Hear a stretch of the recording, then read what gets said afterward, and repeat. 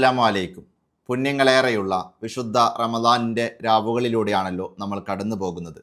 അതുകൊണ്ട് പ്രിയപ്പെട്ടവരെ, വിത്തർ നിസ്കാരത്തെപ്പറ്റി ഒരിക്കൽ കൂടി കൃത്യമായി ഞാൻ നിങ്ങൾക്ക് ചൊല്ലിത്തരികയാണ്. കഴിഞ്ഞ കുറച്ച് ദിവസങ്ങളായി വിത്തർ നിസ്കാരത്തെപ്പറ്റി അറിയാൻ വേണ്ടി ഒരുപാട് പേർ സെർച്ച് ചെയ്യുകയും അങ്ങനെ ഞാൻ കഴിഞ്ഞ വർഷങ്ങളിൽ ചെയ്ത വീഡിയോസൊക്കെ കാണുകയും ചെയ്യുന്നുണ്ട്. എന്നാൽ വിത്തർ നിസ്കാരത്തെപ്പറ്റി കഴിഞ്ഞ കുറച്ച് വീഡിയോകളിലായി ഒരുപാട് പേർ ചോദിച്ച സംശയങ്ങളൊക്കെ ഉൾക്കൊള്ളിച്ചുകൊണ്ട് ഏറ്റവും ലളിതമായി വിത്തർ നിസ്കാരത്തിൻ്റെ പൂർണ്ണമായ രൂപം തുടക്കം മുതൽ അവസാനം വരെ കൃത്യമായി ഈ വീഡിയോയിൽ ചൊല്ലിത്തരികയാണ്. ഇന്നത്തെ വീഡിയോയിൽ പറയാൻ ആഗ്രഹിക്കുന്ന വിഷയങ്ങൾ എന്തൊക്കെയെന്നുള്ളത് ഞാൻ നിങ്ങൾക്ക് പറഞ്ഞു തരാം. അതായത് വിത്തർ നിസ്കാരത്തിൻ്റെ പൂർണ്ണമായ രൂപം ചൊല്ലിത്തരും, അതിലെ റക്അത്തുകൾ എത്രയൊക്കെയാണെന്നുള്ളത് കൃത്യമായി ചൊല്ലിത്തരാം, അതിൻ്റെ നിയ്യത്ത് എങ്ങനെയാണ് കരുതേണ്ടത് എന്ന് ചൊല്ലിത്തരാം, മലയാളത്തിൽ നിയ്യത്ത് കരുതുമ്പോൾ എങ്ങനെയാണ് കരുതേണ്ടത് എന്ന് ചൊല്ലിത്തരാം. മാത്രമല്ല, ഈ വിത്തർ നിസ്കാരം നിർവഹിക്കേണ്ട ഏറ്റവും അഫ്ളലായ സമയം, വിത്തർ നിസ്കാരത്തിന് കൃത്യമായ സമയം ചൊല്ലിത്തരും. ഒപ്പം ഇതിൽ തന്നെ ഏറ്റവും അഫ്ളലായ സമയം ഏതാണ് എന്നുള്ളത് ചൊല്ലിത്തരും. വിത്തർ നിസ്കാരത്തിന് ശേഷം നമ്മൾ പ്രത്യേകമായി ചെയ്യേണ്ട ദിക്റുകൾ, അതേപോലെ ദുആകൾ, ഇവ ഏതൊക്കെയാണെന്നുള്ളത് കൃത്യമായി ഞാൻ നിങ്ങൾക്ക് ചൊല്ലിത്തരും. മാത്രമല്ല, ഈ വിശുദ്ധമായ റമദാൻ മാസം ഒരുപാട് പേർ അറിയാൻ ആഗ്രഹിക്കുന്ന ഒരു കാര്യമാണ് വിത്തർ നിസ്കാരത്തിലെ ഖുനൂത്തുമായി ബന്ധപ്പെട്ട കാര്യങ്ങൾ. ആ വിത്തർ നിസ്കാരത്തിൽ എപ്പോഴാണ് കുനൂത്ത് സ്റ്റാർട്ട് ചെയ്യുക, എങ്ങനെയാണ് കുനൂത്തിന് വേണ്ടി കൈ ഉയർത്തേണ്ടത്, അതുപോലെ കുനൂത്ത് മറന്നാൽ എന്താണ് പരിഹാരം, ഏത് കുനൂത്താണ് നമ്മൾ ഓതേണ്ടത് എന്നിങ്ങനെ തുടങ്ങി ആ കുനൂത്തിൻ്റെ രൂപമടക്കം വിശദീകരിച്ചുകൊണ്ട് ഏറ്റവും ലളിതമായൊരു വീഡിയോ. ഈ വീഡിയോ നിങ്ങൾ വിശുദ്ധമായ റമദാൻ മാസത്തിൽ നിങ്ങൾക്ക് ഏറെ ഉപകാരപ്പെടും, റമദാൻ കഴിഞ്ഞാലും ഏറെ ഉപകാരപ്പെടും. അതായത് റമദാൻ മാസത്തിൽ മാത്രം പ്രത്യേകം സുന്നത്തുള്ള ഒരു നിസ്കാരമല്ല വിത്തർ നിസ്കാരം, മറിച്ച് എല്ലാ രാത്രികളിലും സുന്നത്തുള്ള ഒരു നിസ്കാരമാണ് വിത്തർ നിസ്കാരം. അതുകൊണ്ട് ജീവിതത്തിൽ എന്നും ഉപകാരപ്പെടുന്ന ഒരു വീഡിയോ ആയിരിക്കും ഇത്. അതുകൊണ്ട് തന്നെ നിങ്ങൾ ഈ വീഡിയോ കൃത്യമായി കേൾക്കുകയും മാക്സിമം ആളുകളിലേക്ക് ഷെയർ ചെയ്തു കൊടുക്കുകയും വേണം. കാരണം ഒരുപാട് പേർക്ക് ഈ ചാനലിൻ്റെ നോട്ടിഫിക്കേഷൻ ലഭിക്കാറുണ്ട്, ഒരുപാട് പേർ അറിയാൻ ആഗ്രഹിക്കുന്ന വിഷയങ്ങളാണ് ഇതിലൂടെ ഞാൻ മാക്സിമം ഷെയർ ചെയ്യാൻ വേണ്ടി ശ്രദ്ധിക്കുന്നത്. മാത്രമല്ല, ചുരുങ്ങിയ സമയം കൊണ്ട് ഒരുപാട് അറിവുകൾ ഷെയർ ചെയ്യാൻ വേണ്ടി ഞാൻ ശ്രദ്ധിക്കുന്നുണ്ട്. ഏതായാലും അല്ലാഹു സുബ്ഹാനഹു തആല ഇതൊക്കെ നമ്മിൽ നിന്ന് പൊരുത്തപ്പെട്ട് നമ്മെല്ലാവരെയും ദുനിയാവിലും ആഖിറത്തിലും വിജയിച്ചവരുടെ കൂട്ടത്തിൽ ഉൾപ്പെടുത്തി അനുഗ്രഹിക്കട്ടെ, ആമീൻ എന്ന് കൂടി ദുആ ചെയ്യുകയാണ്. ഏതായാലും നമുക്ക് വിഷയത്തിലേക്ക് വരാം. മാത്രമല്ല, ഈ വീഡിയോ നിങ്ങൾ കൃത്യമായി ശ്രദ്ധിച്ചു കേട്ടിരിക്കുക. ഏറ്റവും ലളിതമായൊരു ചോദ്യം ഇതിൻ്റെ അവസാന ഭാഗത്തായി ഞാൻ ചോദിക്കും, അതിനുള്ള ഉത്തരം താഴെയുള്ള കമൻറ്റ് ബോക്സിൽ രേഖപ്പെടുത്തുക. അങ്ങനെ ചാനൽ സബ്സ്ക്രൈബ് ചെയ്യുക. ചാനൽ സബ്സ്ക്രൈബ് ചെയ്തവരിൽ നിന്ന് പ്രത്യേകം ഒരാളെ വിജയമായിട്ട് പ്രഖ്യാപിക്കപ്പെടുകയും പ്രത്യേകമായ സമ്മാനങ്ങൾ ലഭിക്കുകയുമൊക്കെ ചെയ്യും. കൃത്യമായി ശ്രദ്ധിക്കുക. ഏതായാലും നമുക്ക് വിഷയത്തിലേക്ക് വരാം. വിത്തർ നിസ്കാരത്തെപ്പറ്റി പറയുമ്പോൾ ഒന്നാമതായി ഞാൻ നിങ്ങളോട് പറയാൻ ആഗ്രഹിക്കുന്ന വിഷയം, വിത്തർ നിസ്കാരം ഏറെ ശ്രേഷ്ഠതയുള്ള ഒരു സുന്നത്ത് നിസ്കാരമാണ്. എത്രത്തോളം എന്ന് വെച്ചാൽ ഫിഖ്ഹിൻ്റെ കിതാബുകളിൽ ഏറെ ശ്രേഷ്ഠതയുള്ള സുന്നത്ത് നിസ്കാരങ്ങൾ പഠിപ്പിക്കുന്നുണ്ട്. അതിൽ കുറച്ച് വളരെ പ്രധാനപ്പെട്ട സുന്നത്ത് നിസ്കാരങ്ങൾ ആദ്യം എണ്ണി നമ്മോട് പഠിപ്പിക്കും. ആദ്യം പെരുന്നാൾ നിസ്കാരം, അതിൽ ബലി പെരുന്നാൾ നിസ്കാരം, പിന്നെ ചെറിയ പെരുന്നാൾ നിസ്കാരം, പിന്നെ ഗ്രഹണ നിസ്കാരങ്ങൾ, മഴത്തേടിയിലെ നിസ്കാരങ്ങൾ, ഇതൊക്കെ ഏറെ ശ്രേഷ്ഠതയുള്ള സുന്നത്ത് നിസ്കാരങ്ങളാണ്. അപ്പോൾ ഈ സുന്നത്ത് നിസ്കാരങ്ങളുടെ കൂട്ടത്തിൽ വെച്ച് ഏറെ ശ്രേഷ്ഠതയുള്ള നമ്പർ 1 സ്ഥാനത്ത് നിൽക്കുന്ന സുന്നത്ത് നിസ്കാരമായിട്ട് ഫിഖ്ഹിൻ്റെ കിതാബുകളിൽ നമ്മോട് പരിചയപ്പെടുത്തുന്നു ബലി പെരുന്നാൾ സുന്നത്ത് നിസ്കാരം. പിന്നെ ഓരോ വളരെ പ്രധാനപ്പെട്ട സുന്നത്ത് നിസ്കാരങ്ങൾ ഇങ്ങനെ പരിചയപ്പെടുത്തി അതിൻ്റെ ആദ്യഘട്ടത്തിൽ തന്നെ എണ്ണപ്പെടുന്ന ഒരു നിസ്കാരമാണ് വിത്തർ നിസ്കാരം എന്നുള്ളത്. ഇത് ഞാൻ നിങ്ങളോട് പ്രത്യേകം പറയാനുള്ള കാരണം, നമ്മൾ സാധാരണ നിസ്കരിക്കുന്ന റവാത്തിബ് സുന്നത്ത് നിസ്കാരങ്ങൾ തറാവീഹ് നിസ്കാരത്തെക്കാളും ശ്രേഷ്ഠതയുടെ കാര്യത്തിൽ മുമ്പന്തിൽ നിൽക്കുന്നതാണ്. തറാവീഹ് നിസ്കാരം ഒരുപാട് ദിക്റുകൾ ചൊല്ലുന്നു, ഒരുപാട് ഖുർആനൊക്കെ ഓതി നമ്മൾ നിസ്കരിക്കുന്നു, 20 റക്അത്തൊക്കെ നിസ്കരിക്കുമ്പോൾ അതിൻ്റെതായ പ്രതിഫലം നമുക്ക് കിട്ടും. ശ്രേഷ്ഠതയുടെ കാര്യത്തിൽ നമ്മൾ വിഷയം സംസാരിക്കുമ്പോൾ തറാവീഹ് നിസ്കാരത്തെക്കാളും ശ്രേഷ്ഠതയായിട്ട് പരിചയപ്പെടുത്തിയ നിസ്കാരമാണ് റവാത്തിബ് സുന്നത്ത് നിസ്കാരങ്ങൾ. അതായത് സാധാരണ നമ്മൾ നിസ്കരിക്കുന്ന ഫർദ് നിസ്കാരങ്ങൾക്ക് മുമ്പും ശേഷവുമുള്ള സുന്നത്ത് നിസ്കാരങ്ങൾ. എന്നാൽ ഈ റവാത്തിബ് സുന്നത്ത് നിസ്കാരത്തെക്കാളും ശ്രേഷ്ഠതയുള്ള നിസ്കാരമാണ് വിത്തർ നിസ്കാരം എന്നുള്ളത്. അപ്പോൾ വിത്തർ നിസ്കാരത്തിൻ്റെ മഹത്വം എല്ലാ ആളുകൾക്കും ഈ ഒറ്റൊരു കാര്യത്തിൽ നിന്ന് മനസ്സിലാക്കാവുന്നതാണ്. അതുകൊണ്ട് കൃത്യമായി ശ്രദ്ധിച്ചു കേട്ടിരിക്കുക. ഇനി മാത്രമല്ല, ഈ വിത്തർ നിസ്കാരത്തിൻ്റെ വളരെ പ്രധാനപ്പെട്ട ഒരു പ്രത്യേകതയാണ് വിശുദ്ധ റമദാനിൻ്റെ രാവുകളിൽ മാത്രം ജമാഅത്ത് സുന്നത്തുള്ള ഒരു നിസ്കാരമാണ് വിത്തർ നിസ്കാരം. വിത്തർ നിസ്കാരം എല്ലാ രാത്രികളിലും സുന്നത്തുണ്ട്. പക്ഷെ റമളാന്റെ രാവുകളിലേക്ക് എത്തുമ്പോൾ ജമാഅത്തായി നിർവഹിക്കുക എന്നുള്ളത് പ്രത്യേകം സുന്നത്താണ്. ജമാഅത്തായി നിസ്കരിക്കുക എന്നുള്ളത് റമദാൻ രാവുകളിൽ പ്രത്യേകം സുന്നത്താണ് വിത്തർ നിസ്കാരത്തിൻ്റെ കേസിൽ. ആവശ്യം നമ്മൾ മനസ്സിലാക്കാം. അപ്പോൾ വിത്തർ നിസ്കാരം നിങ്ങളൊക്കെ നിസ്കരിച്ച് പോരുന്നവർ തന്നെ ആയിരിക്കും. എന്നാൽ കൂടി ഞാൻ നിങ്ങൾക്ക് പറഞ്ഞു തരികയാണ്, വിത്തർ നിസ്കാരം ഒരാൾക്ക് റമദാനിൽ ജമാഅത്തായി നിസ്കരിക്കാൻ പറ്റിയിട്ടില്ലെങ്കിലോ ഒറ്റയ്ക്കും നിസ്കരിക്കാം. ഒറ്റയ്ക്ക് നിസ്കരിക്കുന്നതിനും വലിയ മഹത്വമുണ്ട്. പക്ഷേ റമദാനിൽ മാത്രം ജമാഅത്ത് പ്രത്യേകം സുന്നത്താണ്. അപ്പോൾ ജമാഅത്തായി നിർവഹിക്കാൻ പറ്റുന്ന ആളുകൾ അങ്ങനെ നിസ്കരിക്കാം. ആവശ്യം മനസ്സിലാക്കാം. ഇനി ഈ വിത്തർ നിസ്കാരം നിർവഹിക്കേണ്ട സമയം അത് നമ്മൾ മനസ്സിലാക്കണം. വിത്തർ നിസ്കാരം നിർവഹിക്കേണ്ടത് ഇശായി നിസ്കരിച്ചത് മുതൽ സുബഹി ബാങ്ക് വരെയാണ് ഇതിൻ്റെ സമയം. ഇശായി നിസ്കാരം കഴിഞ്ഞ് സുബഹി ബാങ്ക് വരെയാണ് വിത്തർ നിസ്കാരം നിർവഹിക്കാനുള്ള സമയം. ഏതുവരെയാണ്? ഇശാഹ് നിസ്കാരം കഴിഞ്ഞ് സുബഹി ബാങ്ക് വരെയാണ് വിത്തർ നിസ്കാരത്തിൻ്റെ സമയം. സുബഹി ബാങ്കോടെ വിത്തർ നിസ്കാരത്തിൻ്റെ സമയം അവസാനിക്കും. എന്നാൽ ഇതിൽ ഏറ്റവും നല്ല സമയം ഏതാണ്? ഇവിടെ നമ്മൾ രണ്ട് കാര്യം മനസ്സിലാക്കണം. ഇത് റമദാനിൻ്റെ കേസിൽ മാത്രമല്ല പറയുന്നത്, എല്ലാ ദിവസത്തെ കേസിലുമാണ്, എല്ലാ രാത്രികളുടെ കേസിലുമാണ്. അതായത് ഒരാൾ രാത്രി കിടന്നുറങ്ങി സുബഹിക്ക് മുമ്പ് ഉണർന്ന് നിസ്കരിക്കുമെന്ന് അവനിക്ക് ഉറപ്പുണ്ട്, അങ്ങനെ സാധാരണ നിസ്കരിക്കലൊക്കെ ഉണ്ട് എന്നതാണ് അവൻ്റെ രീതിയെങ്കിൽ അവനെ സംബന്ധിച്ചിടത്തോളം നല്ലത് ഈ വിത്തർ നിസ്കാരത്തെ രാത്രിയുടെ അവസാന ഭാഗത്തേക്കാക്കി മാറ്റിവെക്കലാണ്. അതായത് സുബഹി ബാങ്കിന് ഒരൽപ്പം മുമ്പുള്ള സമയത്തേക്കാക്കി വിത്തർ നിസ്കാരത്തെ മാറ്റിവെക്കലാണ് നല്ലത്. അതായത് രാത്രിയുടെ അവസാന ഭാഗത്തായിട്ട് വിത്തർ നിസ്കാരം നിർവഹിക്കലാണ് നല്ലത്. അതേ സമയത്ത് ഇങ്ങനെ ഉറപ്പൊന്നുമില്ലാത്തൊരു വ്യക്തിക്കാണെങ്കിൽ ഇശായി നിസ്കരിച്ച് ആദ്യം വിത്തർ നിസ്കാരം നിസ്കരിച്ച് കിടന്നുറങ്ങാം. ആവശ്യം മനസ്സിലാക്കാം. എന്നാൽ നമ്മൾ മനസ്സിലാക്കേണ്ടത്, ഇനി തഹജ്ജുദിന് ഉണരുന്നൊരു വ്യക്തിയാണെങ്കിൽ തന്നെ വിത്തർ നിസ്കാരം ആദ്യം നിസ്കരിക്കാം. അതായത് ഇശാഹ് നിസ്കരിച്ച് ഉറങ്ങുന്നതിന് മുമ്പായിട്ട് തന്നെ വിത്തർ നിസ്കാരം നിർവഹിക്കാം. അങ്ങനെ വിത്തർ നിസ്കാരം നിർവഹിക്കുന്നതിന് മഹത്വമുണ്ട്. അപ്പോൾ രണ്ട് രൂപവും നമുക്ക് സ്വീകരിക്കാം. ഇതിൽ ഫത്തുഹുൽ മുഈനൊക്കെ നമ്മുടെ രണ്ട് മഹത്തുക്കളുടെ ചരിത്രം പഠിപ്പിക്കുന്നുണ്ട്. അതായത് മഹാനായ അബൂബക്കർ സിദ്ദീഖ് റളിയല്ലാഹുവിൻ്റെ പതിവ് ആദ്യം വിത്തർ നിസ്കരിക്കലും പിന്നെ ഒരൽപ്പം കിടന്നുറങ്ങലുമായിരുന്നു. മഹാനായ ഉമർ റളിയല്ലാഹുവിൻ്റെ പതിവ് ആദ്യം കിടന്നുറങ്ങി പിന്നെ എണീറ്റ് വിത്തർ നിസ്കരിക്കലായിരുന്നു. അപ്പോൾ ഈ രണ്ടിനും വലിയ മഹത്തുക്കളുടെ ചരിത്രം കൂടി നമ്മോട് പഠിപ്പിക്കുന്നുണ്ട്. ആവശ്യം കൂടി ശ്രദ്ധിക്കാം. അപ്പോൾ ഏത് രൂപവും നമുക്ക് സ്വീകരിക്കാം. ഇനി ഈ വിത്തർ നിസ്കാരം നിർവഹിക്കേണ്ട രൂപം, ഇതിൻ്റെ രൂപവുമായി ബന്ധപ്പെട്ട് സംസാരിക്കുമ്പോൾ ആദ്യം ഞാൻ നിങ്ങൾക്ക് പറഞ്ഞു തരാൻ ആഗ്രഹിക്കുന്നത് ഇതിലെ റക്കായത്തുകളുടെ എണ്ണമാണ്. അതായത് വിത്തർ നിസ്കാരം ഏറ്റവും ചുരുങ്ങിയത് ഒരു റക്കായത്താണ്. വിത്തർ എന്നുള്ള ഈ പദം തന്നെ സൂചിപ്പിക്കുന്ന ഒറ്റ, ഇംഗ്ലീഷിൽ ഓടി എന്നൊക്കെ വിളിക്കുമല്ലോ, ആ ഒരു അർത്ഥത്തിലാണ്. അപ്പോൾ വിത്തർ നിസ്കാരം ഏറ്റവും ചുരുങ്ങിയത് ഒരു റക്കാത്താണ്. വിത്തർ നിസ്കാരം അധികരിച്ചത് 11 റക്കാത്താണ്. മാക്സിമം വിത്തർ നിസ്കാരം 11 റക്കാത്ത് വരെ നമുക്ക് നിസ്കരിക്കാൻ പറ്റും. എന്നാൽ വിത്തർ നിസ്കാരം ഏറ്റവും ചുരുങ്ങിയത് ഒരു റക്കാത്താണെന്ന് പറഞ്ഞല്ലോ, പരിപൂർണമായതിൽ ചുരുങ്ങിയത് 3 റക്കാത്താണ്. അപ്പോൾ ഒരു റക്കാത്ത് നിസ്കരിച്ചാൽ ശരിയാകും, പക്ഷേ പരിപൂർണമായതിൽ ചുരുങ്ങിയത് 3 റക്കാത്താണ്. പറ്റുന്ന ആളുകൾ ഒരു 3 റക്കാത്തെങ്കിലും പതിവാക്കാൻ ശ്രമം നടത്താം. ഇനി കുറച്ചും കൂടി നന്നാക്കി നമുക്ക് 5 നിസ്കരിക്കാം. അതിനേക്കാളും കുറച്ചും കൂടി നന്നാക്കിയിട്ട് 7 നിസ്കരിക്കാം. അതിനേക്കാളും കുറച്ചും കൂടി നന്നായിട്ട് 9 നിസ്കരിക്കാം. പറ്റുമെങ്കിൽ ഇതിൻ്റെ പൂർണ്ണ രൂപമായ 11 റക്കാത്ത് നമുക്ക് നിസ്കരിക്കാം. അപ്പോൾ 1, 3, 5, 7, 9, 11 ഇങ്ങനെ ഇത്ര റക്കാത്തുകൾ ഇതിൽ നിന്ന് ഏതെങ്കിലും ഒന്ന് സ്വീകരിച്ച് നമുക്ക് നിസ്കരിക്കാം വിത്തർ നിസ്കാരം. മാക്സിമം 11, പരിപൂർണമായതിൽ ചുരുങ്ങിയത് 3, ഏറ്റവും ചുരുങ്ങിയത് 1. ഇതാണ് വിത്തർ നിസ്കാരത്തിൻ്റെ കണക്ക്. ആവശ്യം മനസ്സിലാക്കാം. ഇനി വിത്തർ നിസ്കാരം നിർവഹിക്കേണ്ട രൂപം, ഇവിടെ നമ്മൾ മനസ്സിലാക്കേണ്ടത് പല പള്ളികളിലും അതേപോലെ പല ജമാഅത്ത് രൂപപ്പെടുത്തുന്ന സ്ഥലങ്ങളിലൊക്കെ വിശുദ്ധമായ തറാവീഹിനിക്ക് ശേഷം ജമാഅത്തായിട്ട് വിത്തർ നിസ്കാരം നിർവഹിക്കുന്നുണ്ടാവും. അങ്ങനെ നിർവഹിക്കുന്ന ആളുകൾക്ക് അങ്ങനെ നിർവഹിക്കാം. ഇനി കുറേ പേര് തറാവീഹ് നിസ്കാരമൊക്കെ ഒറ്റയ്ക്ക് നിസ്കരിക്കുന്നവരായിരിക്കും. അങ്ങനെയുള്ളവർക്ക് വേണമെങ്കിൽ രാവിലെ അത്താഴ സമയത്ത്, അതായത് സുബഹിക്കുമ്പോഴുള്ള ആ തഹജ്ജുദ് സമയത്ത് നമ്മൾ ഉണരുമല്ലോ, ആ ഉണർന്നിട്ടും വിത്തർ നിസ്കാരം നിർവഹിക്കാം. അല്ല തറാവീഹിക്ക് ശേഷം വിത്തർ നിസ്കാരം നിർവഹിക്കാം. ഇനി എപ്പോൾ വിത്തർ നിസ്കാരം നമ്മൾ നിർവഹിക്കുകയാണെങ്കിൽ നമ്മൾ മനസ്സിലാക്കുക, ഈ വിത്തറിന് വേണ്ടി നമ്മൾ പ്രത്യേകമായി ബാങ്കും ഇഖാമത്തൊന്നും വിളിക്കേണ്ടതില്ല. നമ്മൾ ആദ്യം നിയത്ത് വെച്ച് നേരെ നിസ്കരിക്കുന്ന രൂപം ഞാൻ നിങ്ങൾക്ക് ചൊല്ലിത്തരികയാണ്. ആദ്യം ഞാൻ നിങ്ങൾക്ക് 3 റക്കാത്ത് നിസ്കരിക്കുന്ന രൂപം ചൊല്ലിത്തരാം. കൃത്യമായി ശ്രദ്ധിക്കുക. 3 റക്കാത്ത് വിത്തർ നിസ്കാരം നമ്മൾ പതിവാക്കുമ്പോൾ ശ്രദ്ധിക്കേണ്ട വിഷയം എന്ന് വെച്ചാൽ 2 റക്കാത്ത് നിസ്കരിച്ച് സലാം വീട്ടുക, പിന്നെ 1 റക്കാത്ത് നിസ്കരിക്കുക. ഈ രൂപമാണ് 3 റക്കാത്തിൽ നമ്മൾ സ്വീകരിക്കേണ്ടത്. 5 നിസ്കരിക്കുകയാണെങ്കിൽ ഈ 2 റക്കാത്തുകൾ നിസ്കരിച്ച് അവസാനം 1 റക്കാത്ത് നിസ്കരിക്കുന്ന രീതി. 7 നിസ്കരിക്കുകയാണെങ്കിൽ 3 തവണ ഈ 2 റക്കാത്തുകൾ നിസ്കരിച്ച് അവസാനം 1 റക്കാത്ത് നിസ്കരിക്കുന്ന രീതി. 9 നിസ്കരിക്കുകയാണെങ്കിൽ 4 തവണ ഈ 2 റക്കാത്തുകൾ നിസ്കരിച്ച് അവസാനം 1 റക്കാത്ത് നിസ്കരിക്കുന്ന രീതി. 11 നിസ്കരിക്കുകയാണെങ്കിൽ 5 തവണ ഈ രണ്ട് റക്കാത്തുകൾ നിസ്കരിച്ച് അവസാനം ഒരു റക്കാത്ത് നിസ്കരിക്കുന്ന രീതി. ഇതാണ് വിത്ത് നിസ്കാരത്തിൽ നമ്മൾ സ്വീകരിക്കേണ്ട രൂപം.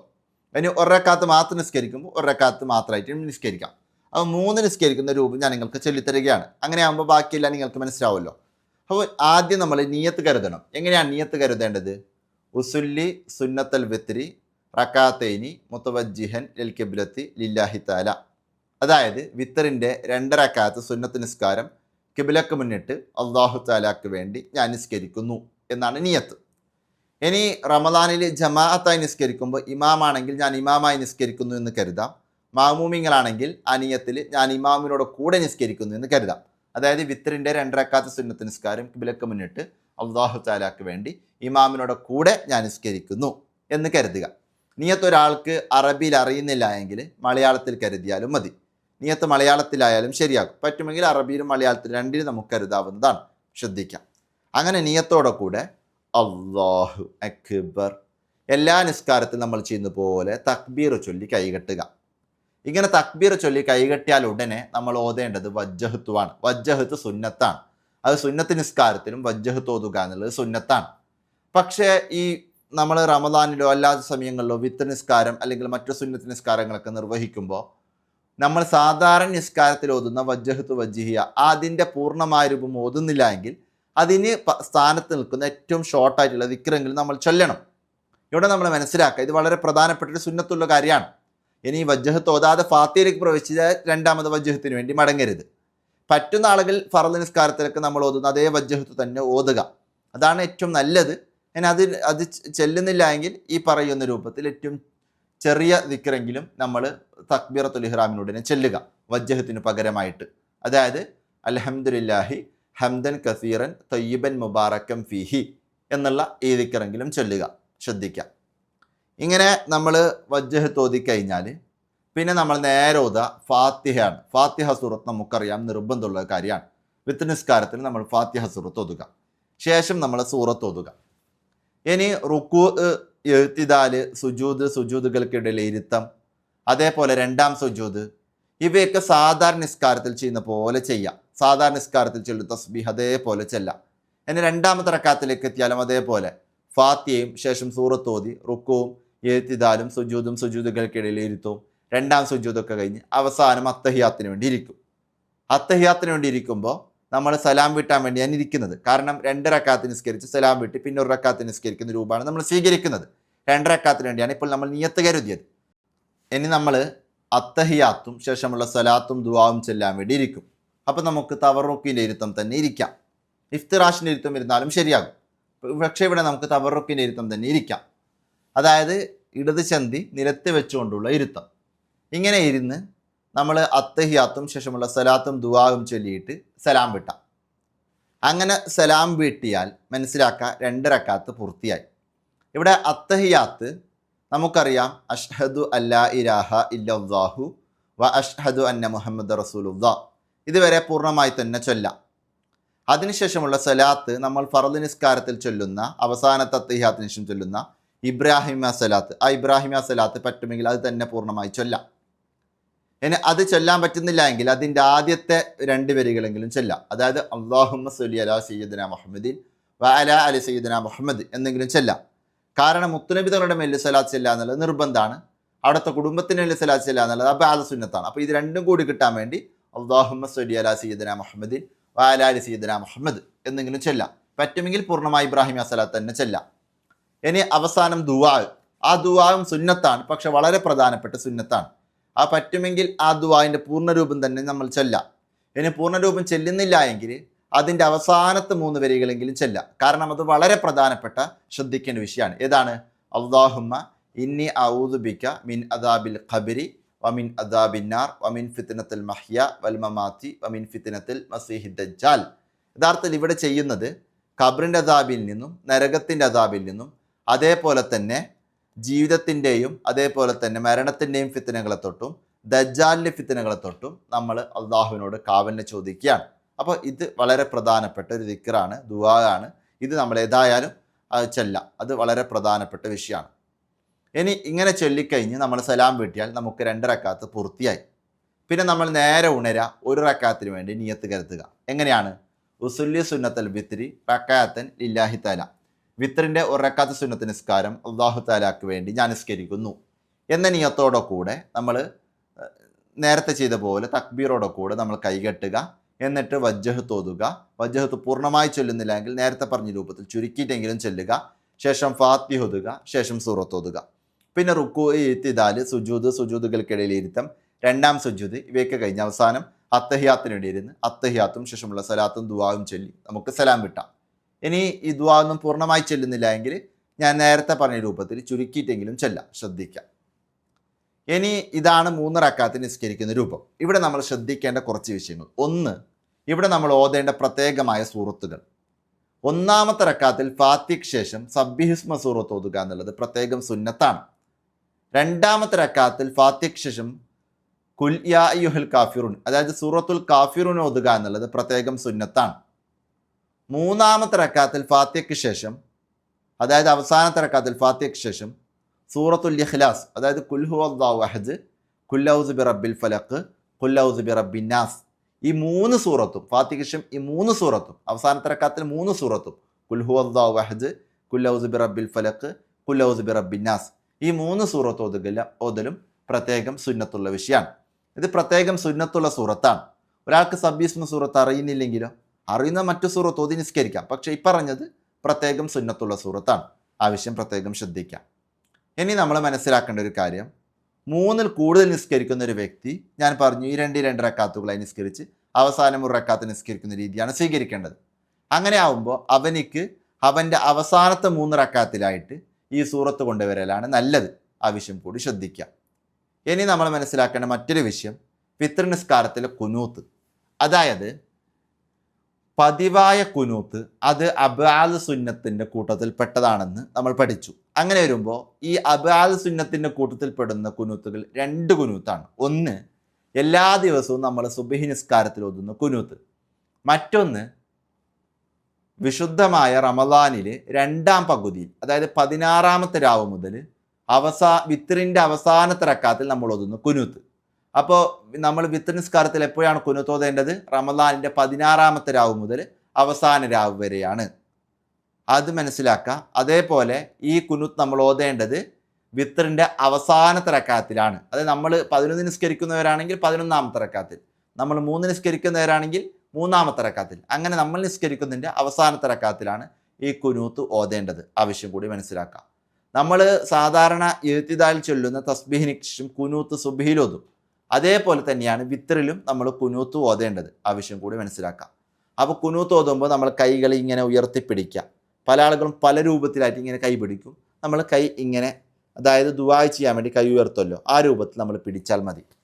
ഇനി ഈ കുനൂത്ത് ഓതിക്കഴിഞ്ഞാൽ നമ്മൾ നേരെ കൈ താഴ്ത്തിയിടുക, എന്നിട്ട് നമ്മൾ സുജൂദിൽ പോവാം. അങ്ങനെയാണ് ചെയ്യേണ്ടത്. അല്ലാതെ കൈ ഇങ്ങനെയൊന്നും സുജൂദിലേക്ക് കൊണ്ടുവെക്കേണ്ട ആവശ്യമൊന്നുമില്ല. നമ്മൾ നേരെ കൈ ഇങ്ങനെ പിടിച്ച് കുനൂത്ത് ഓതുക.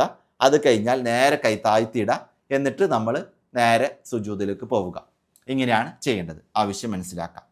ഇനി അടുത്തതായി ഞാൻ നിങ്ങൾക്ക് പറഞ്ഞു തരുന്ന വളരെ പ്രധാനപ്പെട്ട ഒരു വിഷയം, നമ്മൾ ഈ കുനൂത്ത് ഓതുമ്പോൾ സുബ്ഹി നിസ്കാരത്തിൽ ഏത് കുനൂത്താണോ നമ്മൾ ഓതുന്നത് അതേ കുനൂത്ത് ഇവിടെ ഓതിയാൽ മതി.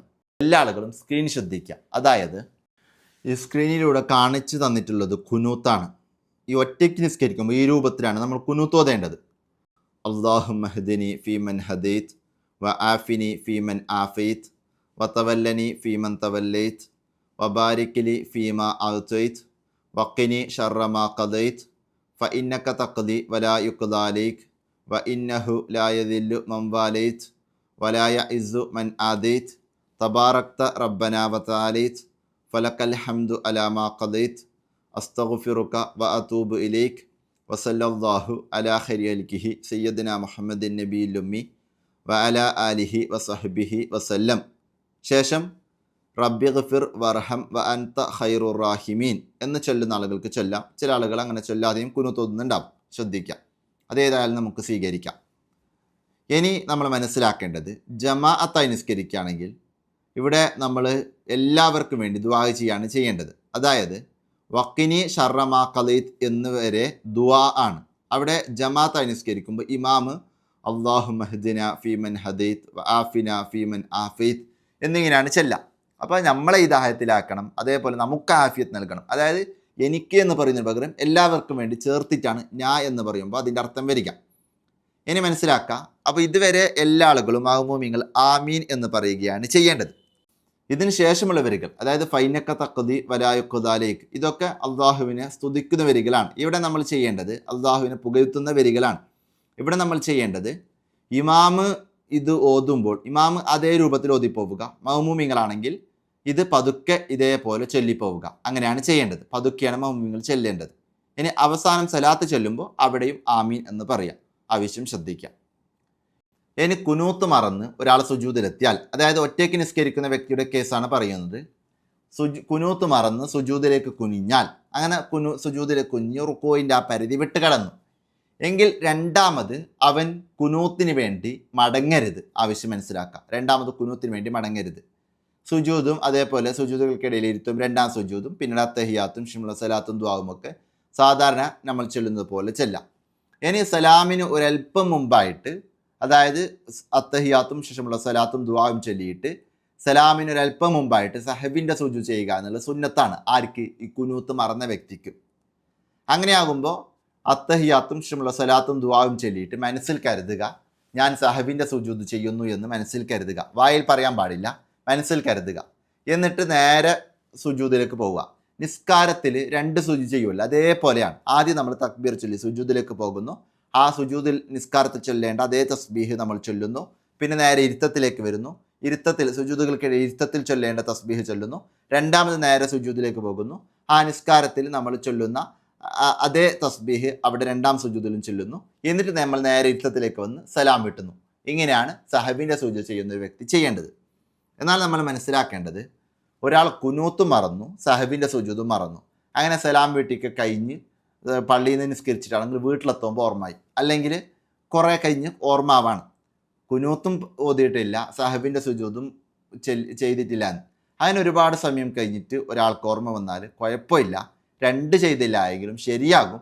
എന്നാൽ കുനൂത്ത് മറന്നാൽ മാക്സിമം സഹബിൻ്റെ സുജൂദെങ്കിലും ചെയ്യാനുള്ള ശ്രമം നടത്താം. ഇനി ഇവിടെ നമ്മൾ മനസ്സിലാക്കേണ്ടത്, സഹബിൻ്റെ സുജൂദിൽ സാധാരണ നിസ്കാരത്തെ നമ്മൾ ചൊല്ലുന്ന സുബ്ഹാന റബ്ബിയൽ അഅ്ല വബിഹംദിഹി എന്ന തസ്ബീഹിനിക്ക് പുറമെ സുബ്ഹാന മൻ ലാ യനാമു വലാ യസ്ഹു എന്ന തസ്ബീഹ് കൂടി ചൊല്ലാവുന്നതാണ്. നമ്മൾ നിസ്കാരത്തിൽ ചൊല്ലുന്ന അതേ തസ്ബീഹ് ചൊല്ലിയാൽ മതി. ഈ തസ്ബീഹ് കൂടി നമുക്ക് ചൊല്ലാവുന്നതാണ്. അതായത് സുബ്ഹാന മൻ ലാ യനാമു വലാ യസ്ഹു എന്നുള്ള ഈ തസ്ബീഹ് കൂടി ചൊല്ലാവുന്നതാണ്. അപ്പോൾ ഈ കുനൂത്തുമായി ബന്ധപ്പെട്ട വിഷയങ്ങൾ കൂടി മനസ്സിലായി. ഇനി പള്ളികളിലൊക്കെ ജമാഅത്തായി നിസ്കരിക്കുമ്പോഴൊക്കെ ശ്രദ്ധിക്കേണ്ട വിഷയം, ഇമാം എന്താണോ ചെയ്യുന്നത് അതുപോലെ നമ്മൾ ചെയ്താൽ മതി. ഇമാം കുനൂത്ത് മറന്ന് സുജൂദിലേക്ക് പോയെങ്കിൽ നമ്മളും സുജൂദിലേക്ക് പോകാം. ഇനി ഇമാം കുനൂത്ത് ഓതുകയാണെങ്കിൽ നമ്മളും കുനൂത്ത് ഓതുക. അങ്ങനെ ചെയ്യാം. വിത്ർ നിസ്കാരവുമായി ബന്ധപ്പെട്ട ഏകദേശ കാര്യങ്ങളും നിങ്ങൾക്ക് മനസ്സിലായല്ലോ. ഇനി നേരത്തെ വിത്രിൻ്റെ സമയവുമായി ബന്ധപ്പെട്ട് കാര്യം സംസാരിക്കുമ്പോൾ ഒരു വിഷയം പറയാൻ ഞാൻ വിട്ടുപോയി. അതായത് ഒരാൾ തഹജ്ജുദിൻ്റെ സമയത്ത് ഉണർന്നിട്ട് വിത്ർ നിസ്കരിക്കുകയാണ്, അതായത് രാത്രിയുടെ അവസാന ഭാഗത്ത് വിത്ർ നിസ്കരിക്കുകയാണ്. അങ്ങനെയാണെങ്കിൽ അവൻ വിത്ർ നിസ്കാരം നിർവഹിക്കലോട് കൂടെ ആ വിത്ർ നിസ്കാരത്തോടു കൂടെ തന്നെ തഹജ്ജുദിന് കരുതാം. അപ്പോൾ വിത്രിൻ്റെ 2 റക്അത്ത് സുന്നത്ത് നിസ്കാരം തഹജ്ജുദോട് കൂടെ അല്ലാഹു തആലക്ക് വേണ്ടി ഞാൻ നിസ്കരിക്കുന്നു എന്ന രൂപത്തിൽ നിയത്ത് വെച്ചിട്ട് കൈകെട്ടി തഹജ്ജുദിനെ കൂടി കരുതാവുന്നതാണ്. ഇനി രാത്രി ഒരുപാട് നിസ്കരിക്കുന്ന വ്യക്തിയാണെങ്കിൽ ആദ്യമുള്ള സമയത്തൊക്കെ തഹജ്ജുദ് നിസ്കരിക്കാം, അവസാനമുള്ള സമയത്തായിട്ട് അതായത് ബാങ്കിന് മുമ്പുള്ള സമയത്തേക്കാക്കിയിട്ട് വിത്ർ നിസ്കരിക്കാം. ആവശ്യം കൂടി മനസ്സിലാക്കാം. ഇവിടെ മനസ്സിലാക്കേണ്ടത്, തഹജ്ജുദ് എത്രയും നിസ്കരിക്കാം, അതിൻ്റെ റക്കാത്തുകൾക്ക് പരിധിയില്ല. അതേ സമയത്ത് വിത്രാണെങ്കിലോ 11 റക്കാത്താണ് മാക്സിമം. ആവശ്യം കൂടി മനസ്സിലാക്കാം. അപ്പോൾ ഏകദേശ കാര്യങ്ങൾ ഞാൻ നിങ്ങൾക്ക് പറഞ്ഞു തന്നു. ഇനി ഒരു കാര്യമാണ് ഞാൻ നിങ്ങൾക്ക് ചൊല്ലിത്തരുന്നത്, അതായത് വിത്ർ നിസ്കാര ശേഷമുള്ള ദുആ. അപ്പോൾ വിത്ർ നിസ്കാരം കഴിഞ്ഞ് സലാം വീട്ടിയാലുടനെ നമ്മൾ സുബ്ഹാനൽ മലിക്കുൽ ഖുദ്ദൂസ് എന്നുള്ളത് 3 പ്രാവശ്യം ചൊല്ലുക. അതിനുശേഷം നമ്മളൊരു ചെറിയ ദുആ ചെയ്യാം.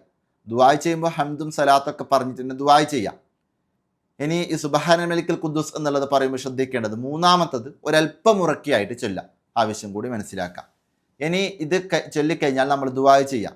അതിൻ്റെ ഉള്ളടക്കം മാത്രമാണ് ഞാൻ നിങ്ങൾക്ക് ചൊല്ലിത്തരുന്നത്. അതായത് വിത്ർ നിസ്കാര ശേഷമുള്ള ദുആൻ്റെ ഉള്ളടക്കം നമ്മൾ ഹംദും സലാത്തൊക്കെ ചൊല്ലിട്ട് തന്നെ ദുആ ചെയ്യാം. നമുക്കറിയുന്ന രൂപത്തിൽ മറ്റു ദുആകളും ഉൾക്കൊള്ളിക്കാം. മലയാളത്തിലും ദുആ ചെയ്യാം ഇൻഷാ അല്ലാഹ്. ഏതായാലും വിത്ർ നിസ്കാര ശേഷമുള്ള ആ ദുആൻ്റെ ഉള്ളടക്കം മാത്രം പറഞ്ഞ് ഞാൻ അവസാനിപ്പിക്കുകയാണ്. എല്ലാവരും ശ്രദ്ധിക്കുക. അല്ലാഹുമ്മ ഇന്നി ഔദു ബിറുദാക മിൻ സുഖത്തിക വബിമ ആഫാത്തിക മിൻ ഉഖൂബത്തിക വബിക മിൻക ലാ ഉഹ്സി സനാഅൻ അലൈക അൻത കമാ അസ്നൈത അലാ നഫ്സിക്. ഇൻഷാ അല്ലാഹ്. ഇതാണ് വിത്തർ നിസ്കാര ശേഷമുള്ള ദുആ. ഇനി നേരത്തെ പറഞ്ഞതുപോലെ ലളിതമായ ഒരു ചോദ്യം ഞാൻ ചോദിക്കുകയാണ്. ഞാൻ പറഞ്ഞു സുന്നത്ത് നിസ്കാരങ്ങൾ അതിൻ്റെ ശ്രേഷ്ഠതയുടെ കാര്യത്തിൽ ഈ സുന്നത്ത് നിസ്കാരമാണ് ഏറ്റവും ടോപ്പ്, പിന്നെ ഈ സുന്നത്ത് നിസ്കാരമാണ്, അങ്ങനെയൊക്കെ പറഞ്ഞു. ഞാനൊരു ഈ വീഡിയോയിൽ തന്നെ പറഞ്ഞൊരു കാര്യമാണ്, സുന്നത്ത് നിസ്കാരങ്ങൾ വെച്ച് ഏറ്റവും ശ്രേഷ്ഠതയുള്ള സുന്നത്ത് നിസ്കാരം ഏതാണ്? നിങ്ങൾ നേരെ ഇതിന് ഉത്തരം കിട്ടത്തില്ല, അല്ലെങ്കിൽ നേരെ പിറകോട്ട് പോയാൽ നിങ്ങൾക്ക് ഇതിന് ഉത്തരം കിട്ടും.